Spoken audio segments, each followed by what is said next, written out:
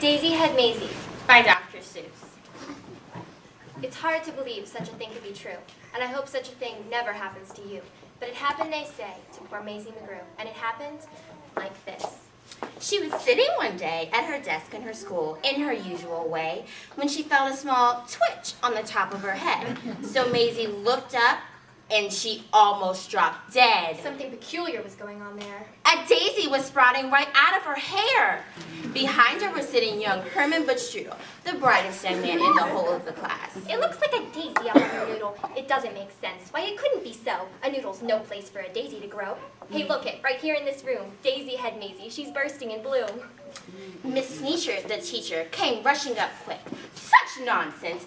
One of you children is playing a trick! Which one of you boys set that thing in her hair? You know a daisy could never grow there. But teacher, I saw the thing rise right out of her head with my very own eyes. Just give it a yank if you think I tell lies.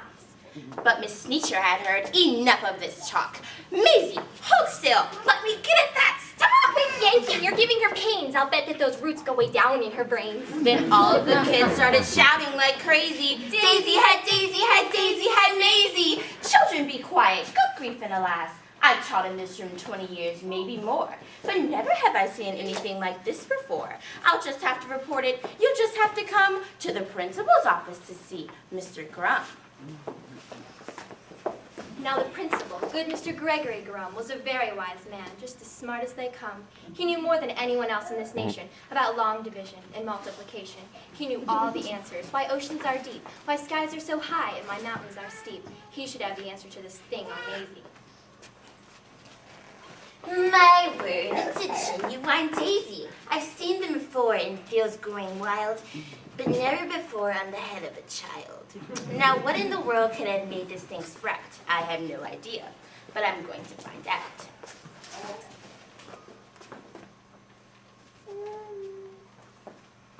It says here, daisies grow on land. They grow between rocks. They even grow in sand. It says right here they can grow in a pot. But mention the head of a girl, it does not. Daisies, it says, sometimes grow in Alaska, Rhode Island, Missouri, and even Nebraska. They grow in Spain and even Peru, in India, France, and Idaho too. They grow in South Boston and even in Rome. But why should they sprout on this little girl's dome? Take her back to the class. Lock her up tight in that room down the hall. I've got a few numbers that I've got to call. Get Maisie's parents on the end of the line. I want them here quickly while there is still time. On the phone, Maisie's mom asked, "What's on the bus?" "Good news to Betsy, I'll catch the next bus." A doctor should see her, the principal said, and an expert on plants, like the one on her head. So he called up Doc Eisenbart, who said, "Oh, a trick. My stethoscope's packed. I'll be there in a tick." When he heard Finch the florist grab for his shears, I'll be there as soon as my truck can shift gears. Meanwhile, poor Maisie lay on a couch, while her daisy slumped down on its leaves in a slouch. But the window was open because it was warm, and her sweet-smelling daisy attracted a swarm of bees. Bees, bees. The faster she ran, the faster they flew. So Maisie kept running. What else could she do? then through the window jumped Maisie McGrew to the floor in a splatter. The daisy's still there, just taller and My fatter. poor little daughter, the daisy, it's true. I'm going to faint, cried Mrs. McGrew. There's no need for tears just 'cause she's got a daisy between her two ears. I'll snip them right off with my sharp pruning shears. She's my patient, you must stand apart. We have to have room, said Doc Eisenbart. Oh, I think Maisie and her plant could grant me a research grant.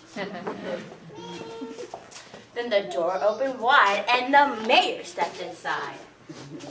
My friends, I promise that if I'm re-elected, that Daisy O'Maze will be disconnected. The law of our fathers is solid and sound. Daisies grow and should stay in the ground. The rest is illegal. We shall ban them from town. From the back came a voice, sometimes loud, sometimes slick, of a wheeler and dealer who knew every trick.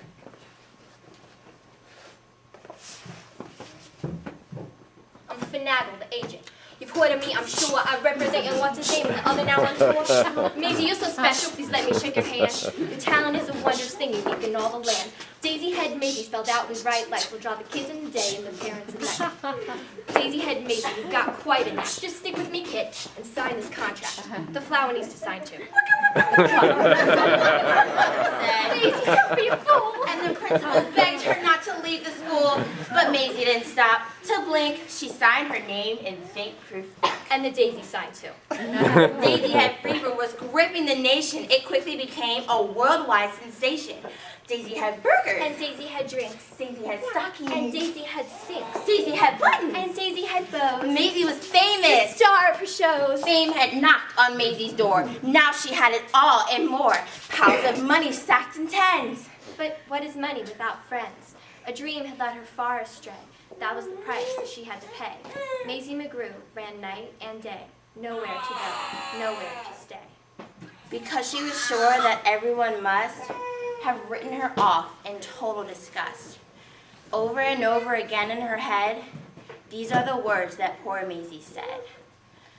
I can never go home. Nobody loves me. Nobody loves me. Nobody loves me. Nobody loved her. Poor Maisie McGrew. It's hard to believe such a thing could be true.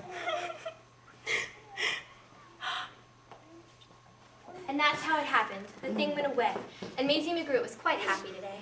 Back in her studies and doing just great in all of her subjects in room number 8. And concerning that Daisy, you know that it never grew back on the top of her head again ever.